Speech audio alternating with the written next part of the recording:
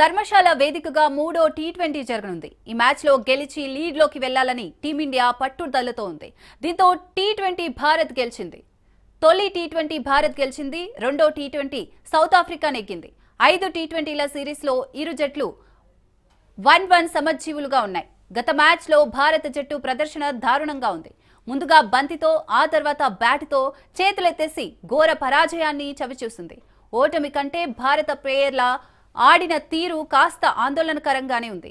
కాబట్టి మూడో టీ20లో భారత జట్టు లోపాలను సరిదిద్దుకొని మెరుగుపడాల్సిన అవసరం ఉంది.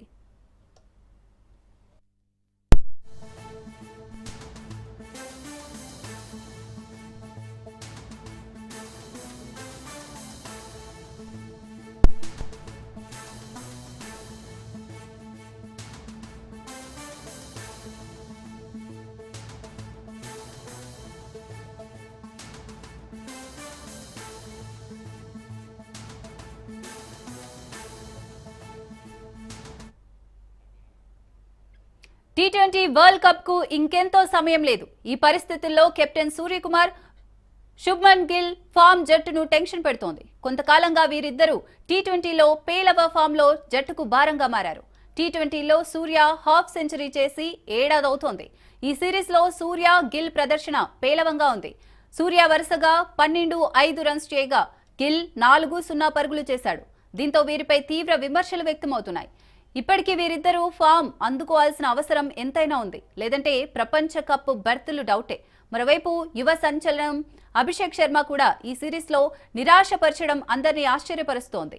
టీ20లో ధనాధన్ ఇన్నింగ్స్లతో స్టార్ అయిపోయిన అతను 2 మ్యాచ్ల్లో 17 పరుగులే చేశాడు.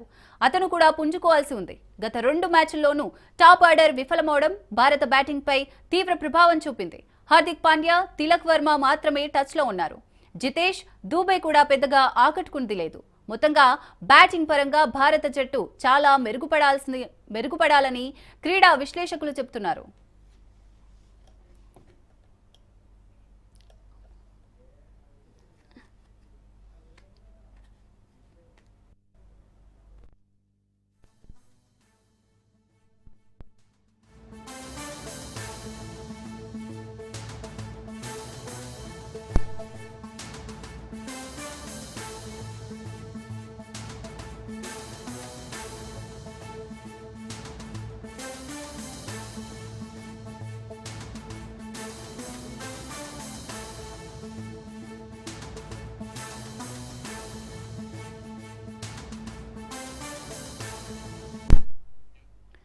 నేడు ధర్మశాల వేదికగా మూడో టీ20 జరగనుంది. ఈ మ్యాచ్ లో గెలిచి లీడ్ లోకి వెళ్లాలని టీమిండియా పట్టుదలతో ఉంది. తొలి టీ20 భారత్ గెలిచింది. రెండో టీ20 సౌత్ ఆఫ్రికా నెగ్గింది. 5 టీ20ల సిరీస్ లో ఇరు జట్లు 1-1 సమజ్జీవులుగా ఉన్నాయి. గత మ్యాచ్ లో భారత జట్టు ప్రదర్శన దారుణంగా ఉంది. ముందుగా బంతితో ఆ తర్వాత బ్యాట్తో చేతులెత్తేసి ఘోర పరాజయాన్ని చవిచూసింది. ఓటమి కంటే భారత ప్లేయర్ల ఆడిన తీరు కాస్త ఆందోళనకరంగానే ఉంది. కాబట్టి మూడో టీ20లో భారత జట్టు లోపాలను సరిదిద్దుకొని మెరుగుపడాల్సిన అవసరం ఉంది.